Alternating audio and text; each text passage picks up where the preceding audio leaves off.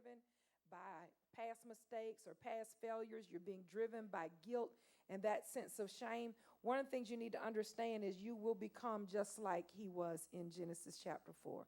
You'll become restless. That's what a vagabond is, just wandering. Don't let guilt drive you. Make a determination that what happened, happened. God forgave me if you've repented. And I'm assuming you have. God forgave me. Now you got to forgive yourself. All right? Tell somebody, let yourself off the hook.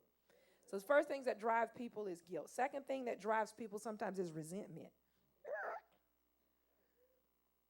Look at your neighbor. Tell them, get it together. All right? This is when we hold on to stuff. Tell your neighbor, quit holding on.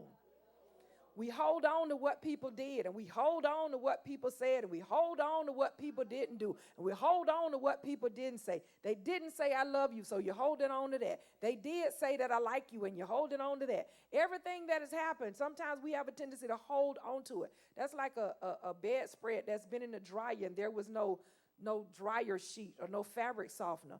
All the lint from everything else just attaches itself to it. And sometimes that's what our lives are like. We just like a big old sheet or big old blanket that's got a lot of peeled balls and lint and stuff on it. Everything is attached to itself. Let that go. Look at somebody, tell them, let it go.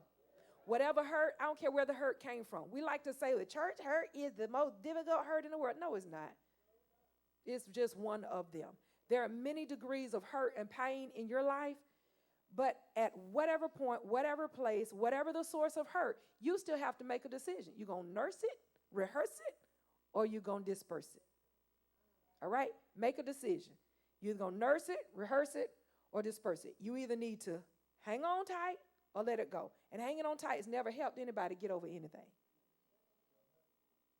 All right? Anybody close to you has the potential to hurt you. Anyone close to you has the potential to hurt you. Anybody in your family has the same potential as somebody in your church family to hurt you, because you're not expecting someone who says they love you to hurt you.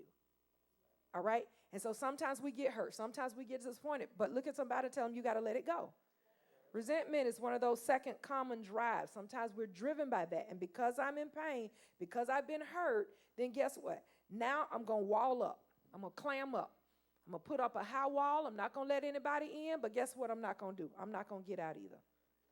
I'm not going to be free. They're not free to hurt me anymore, and you're not free to live.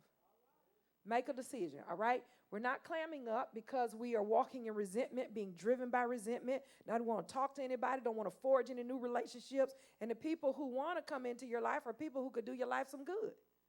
But you won't open the gate and let them in because of what happened yesterday.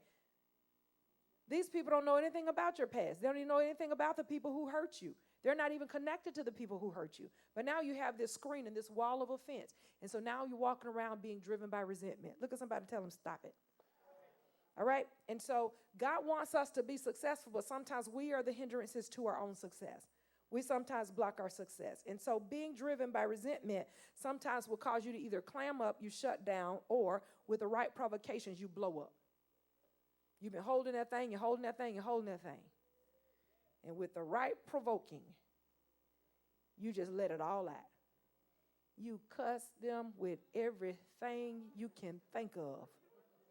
You give them the kitchen sink, you give them the dictionary, you give them everything that comes out your mouth. And that blow up comes because you've been driven by resentment. You've been holding on to something you probably should have let go a long time ago. Look at somebody near you, tell them let it go. Third thing that oftentimes drives us is